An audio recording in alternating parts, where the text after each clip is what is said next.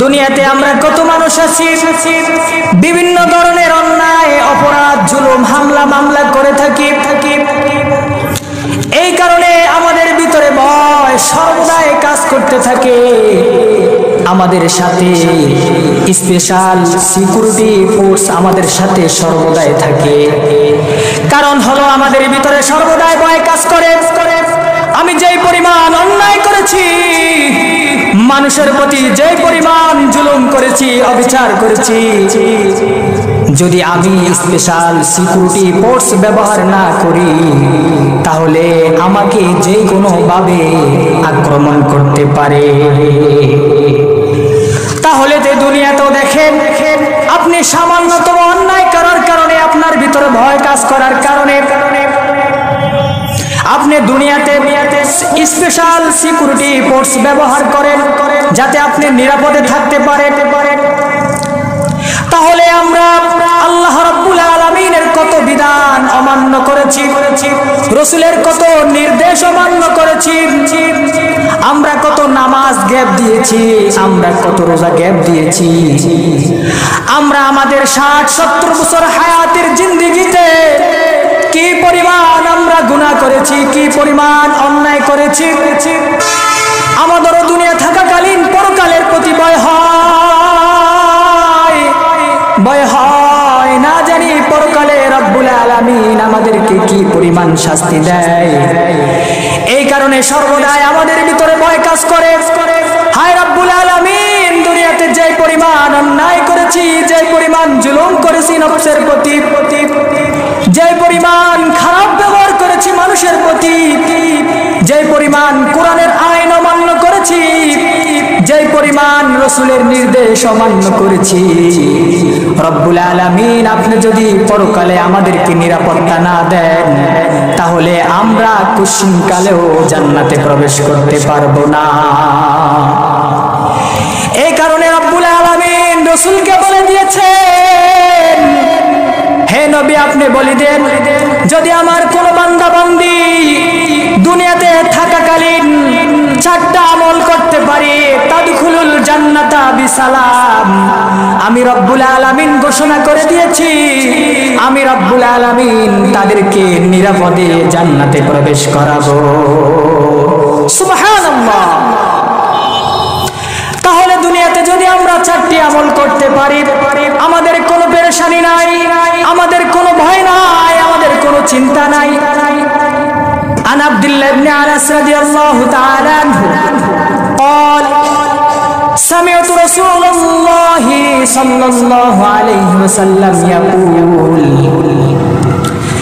يا أيها الناس أفشوا السلام وصلوا الأرحام وأطعموا الطعام وصلوا بالليل والناس نيام تدخلوا الجنة بسلام। নবী করিম সাল্লাল্লাহু আলাইহি ওয়াসাল্লাম এই হাদিসের মধ্যে কত সুন্দরভাবে 4টি জিনিসের কথা বলেছেন। আব্দুল্লাহ ইবনে আনাস রাদিয়াল্লাহু তাআলা বলেন, সামি'তু রাসূলুল্লাহ সাল্লাল্লাহু আলাইহি ওয়াসাল্লাম ইয়াকুল, আমি নবীজি সাল্লাল্লাহু আলাইহি ওয়াসাল্লামকে বলতে শুনেছি 4টা আমলের কথা। নবী করিম সাল্লাল্লাহু আলাইহি ওয়াসাল্লাম ডাক দিয়ে বলছেন, ইয়া আইয়ুহান নাস। আমরা সকলেই জানি নবী করিম সাল্লাল্লাহু আলাইহি ওয়াসাল্লাম যখন কোন বিশেষ গুরুত্ব আরোপ করার জন্য সকলকে ডাক দিয়ে কথাটা বলছেন, ইয়া আইয়ুহান নাস। এখানে ইনসান বলে নাই, একজন বলে নাই, এখানে সমস্ত মানুষদেরকে সম্বোধন করে বলছেন। অর্থাৎ এই হাদিসটার গুরুত্ব আরোপ করার জন্য নবীজি সাল্লাল্লাহু আলাইহি ওয়াসাল্লাম সকল মানুষকে সম্বোধন করে বলছেন, ইয়া আইয়ুহান নাস, হে মানুষ সকল, হে মানুষ সকল, তোমরা 4টি কাজ করবা। যদি তোমরা এই 4টি কাজ দুনিয়াতে করতে পারো, আমার রব্বুল আলামিন তোমাদেরকে নিরাপদে জান্নাতে প্রবেশ করাবে। ওই দিন তোমাদের কোনো চিন্তা নাই, কোনো পেরেশানি নাই, কোনো চিন্তার কারণ নাই, রব্বুল আলামিন নিজেই তোমাদেরকে নিরাপদে জান্নাতে প্রবেশ করাবে। এক নম্বর নবীজি বলেন আফসুস সালাম। নবী করিম সাল্লাল্লাহু আলাইহি ওয়াসাল্লাম বলেন বেশি বেশি করে সালাম প্রদান করা, অর্থাৎ একে অপরকে বেশি বেশি সালাম দেওয়া। দুই নম্বর নবী করিম সাল্লাল্লাহু আলাইহি ওয়াসাল্লাম বলেন ওয়াসিলুল আরহাম, আত্মীয়তার সম্পর্ক বজায় রাখা। তিন নম্বর নবী করিম সাল্লাল্লাহু আলাইহি ওয়াসাল্লাম বলেন ওয়াতিমুত তুআম, মেহমানের মেহমানদারি করানো। চার নম্বর নবী করিম সাল্লাল্লাহু আলাইহি ওয়াসাল্লাম বলেন ওয়াসাল্লু বিল্লাইলি ওয়ান নাসু নিয়াম, যখন শেষ রাত্রে সমস্ত মানুষ ঘুমে বিভোর থাকে, যখন নীরব নিস্তব্ধ থাকে, তখন তুমি উঠে 2 রাকাত নামাজ পড়ো, 4 রাকাত নামাজ পড়ো, 6 রাকাত নামাজ পড়ো, অর্থাৎ তুমি তাহাজ্জুদ নামাজ পড়ো। ওই সময় রব্বুল আলামিন প্রথম আসমানে চলে আসে, তুমি যে দোয়া করবা রব্বুল আলামিন সঙ্গে সঙ্গে তা কবুল করবে।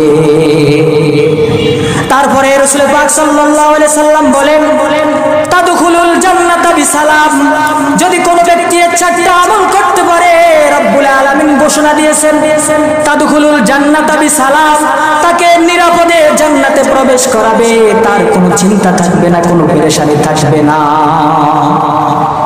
এই হাদিসটি তিরমিজি শরীফে 2485 নম্বর হাদিস, 2485 নম্বর হাদিস। নবী করিম সাল্লাল্লাহু আলাইহি সাল্লাম কত সুন্দর 4টা কথার কথা বলেছে। এক নম্বর বলেছে আফসুস সালাম, বেশি বেশি সালাম দেওয়া। আজকে আমলটা আমাদের থেকে একেবারে উঠে গেছে।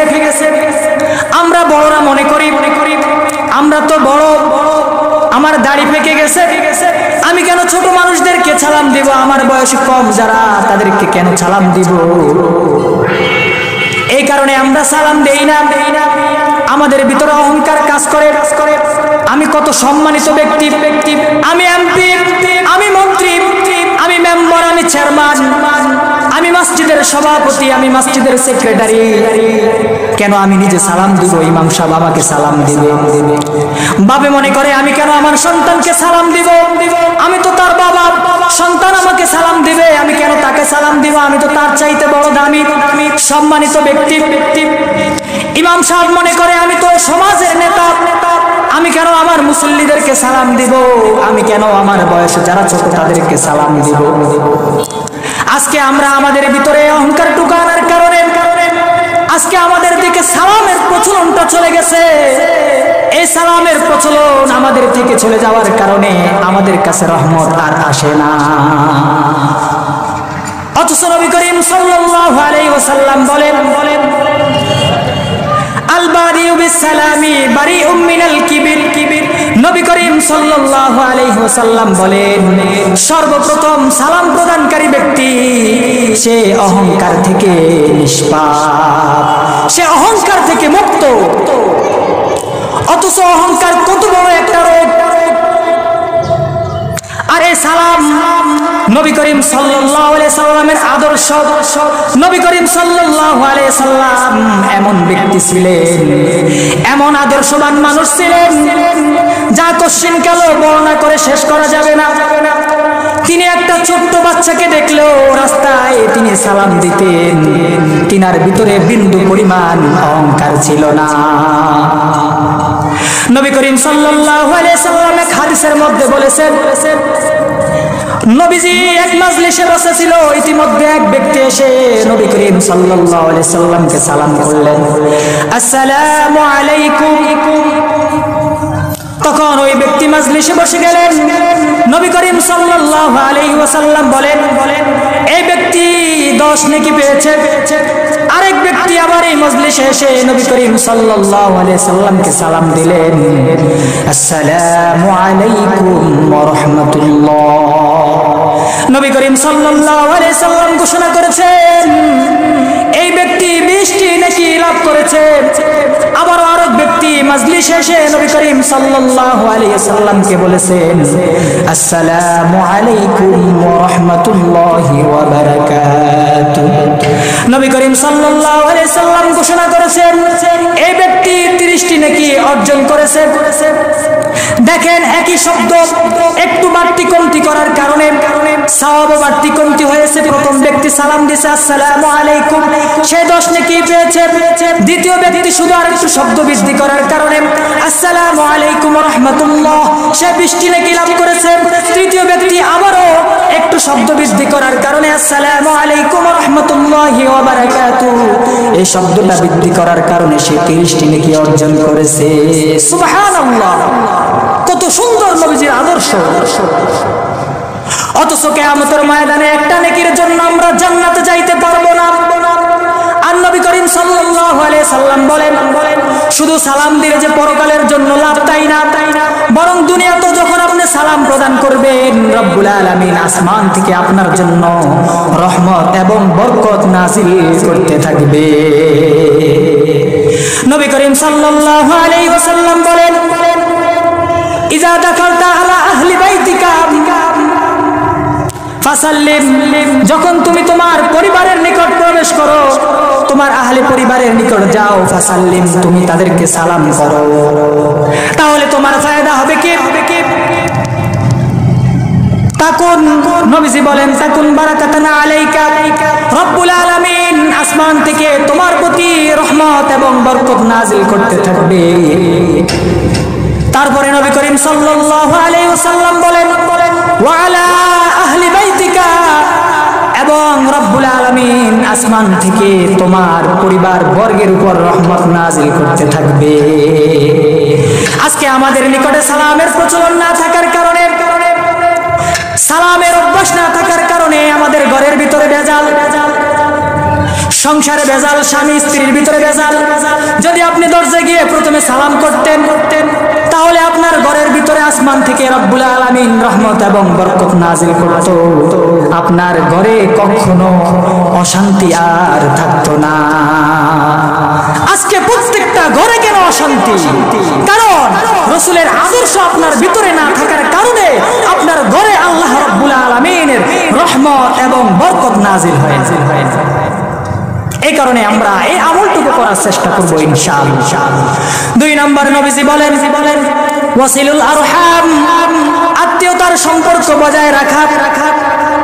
আজকে আমাদের ভিতরে আত্মীয়তার সম্পর্ক ঠিক নাই। আজকে বাপ ছেলের ভিতরে সম্পর্ক নাই। আজকে ছেলে বাপের সাথে সম্পর্ক নাই, স্বামী স্ত্রীর মধ্যে সম্পর্ক নাই। ভাই বোনের খোঁজ খবর নেয় না। কারণ হলো, বোনের সাথে যদি ভাইয়ের সাথে সামান্যতম কথা কাটাকাটি হয়, তখন ভাই বোনের সাথে আত্মীয়তা সম্পর্ক ছিন্ন করে দেয়।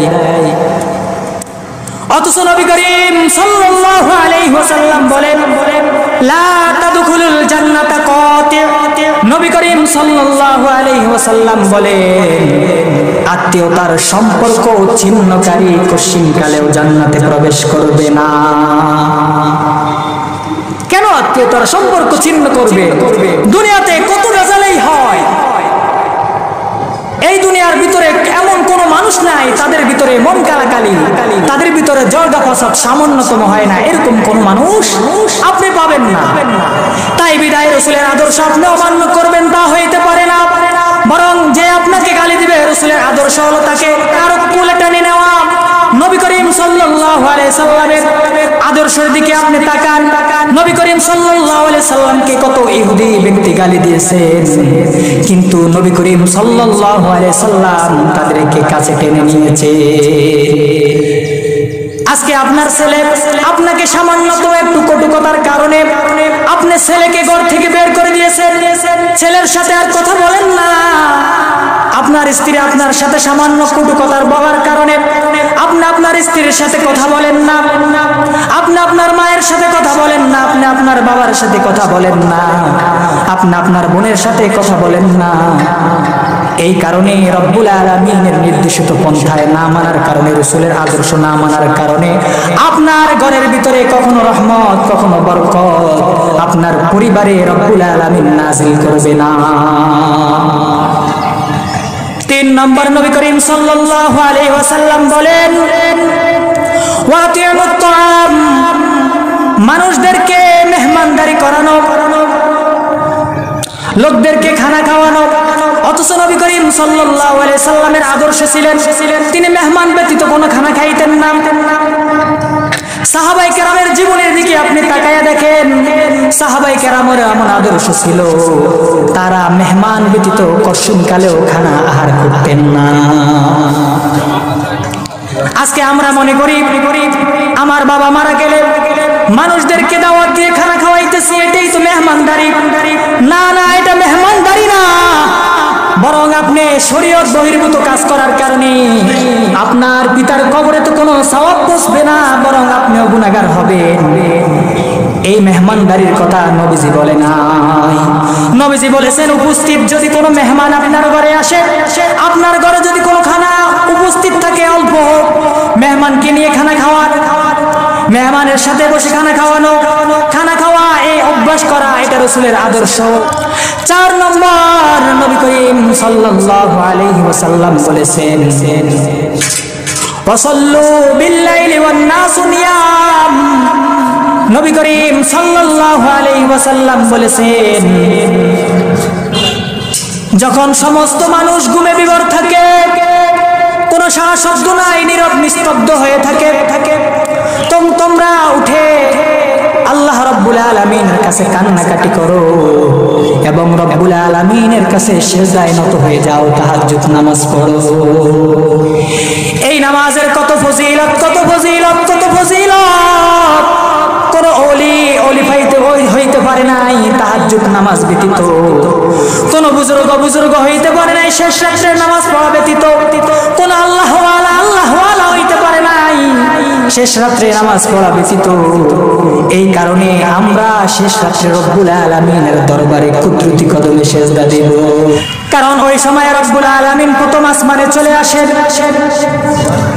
আয়েশা বান্দাদেরকে ডাকতে থাকেন, ও আমার বান্দারা, গুনাহ করে ফেলেছো, অন্তরকে নাপাক করে ফেলেছো, চোখের গুনাহ, নাকের গুনাহ, এমন কোন অঙ্গ প্রত্যঙ্গের গুনাহ করো নাই। তুমি কি একটু চিন্তা করো ভাই, যে রব্বুল আলামিন তোমাকে 2টা চক্ষু দান করেছে, অথচ তোমার এক ভাইকে চক্ষু দান করে নাই।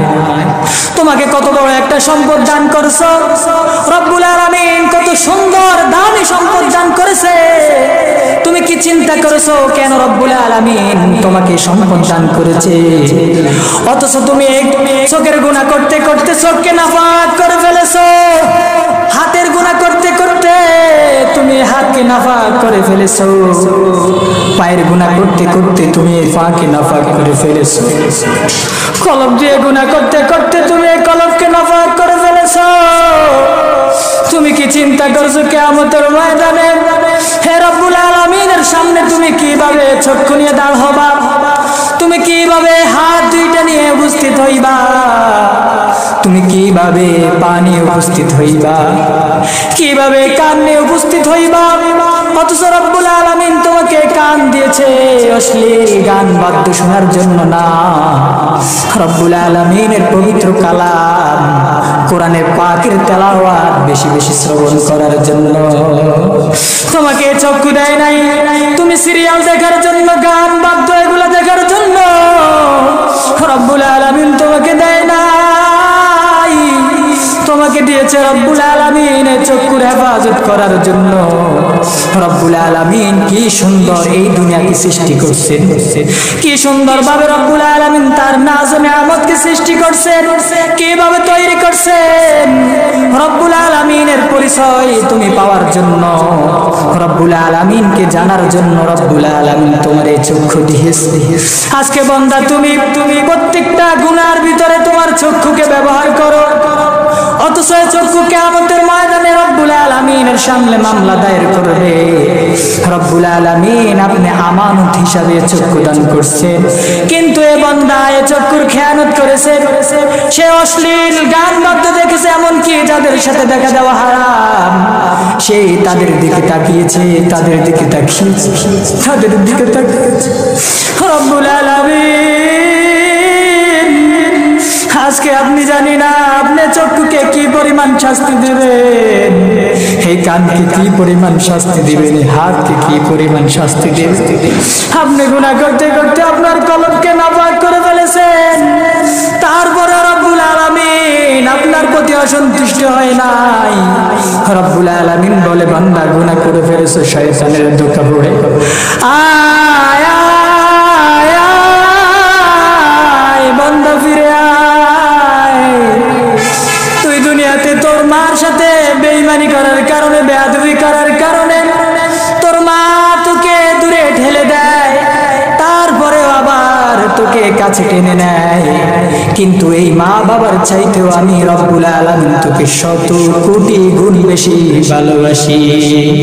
তুই গুনাহ করে ফেলেছিস শয়তানের ধোঁকা পড়ে, এ বান্দা তুই নৈরাশ হবি না, আয় আমার দরবারে। আমি শেষ রাত্রে আমি প্রথম আসমানে চলে আসি, তুই গুনাহ করার কারণে আমি ডাকতে থাকি, আদউনি আস্তাজিব লাকুম। বান্দা তুই আমাকে ডাকতে থাক, আমি তোর ডাকে সাড়া দিব। রব্বুল আলামিন বলে, কে আছে যে গুনাহ করে ফেলেছে, গুনার জন্য ক্ষমা চাইবে, ফাগফির লাহু, আমি রব্বুল আলামিন তার জীবনের সমস্ত গুনাহ ক্ষমা করে দিব। কে আছে রিজিকের অভাবগ্রস্ত, রিজিকের ঋণে সে জর্জরিত, আসো আমার কাছে চাও। দুনিয়ার কোন মানুষ তোমার সমাধান করতে পারবে না, আমি রব্বুল আলামিন তোমার রিজিকের জিম্মাদারি নিয়েছি। আমি রব্বুল আলামিন আসমান থেকে তোর রিজিকের ব্যবস্থা করে দেব।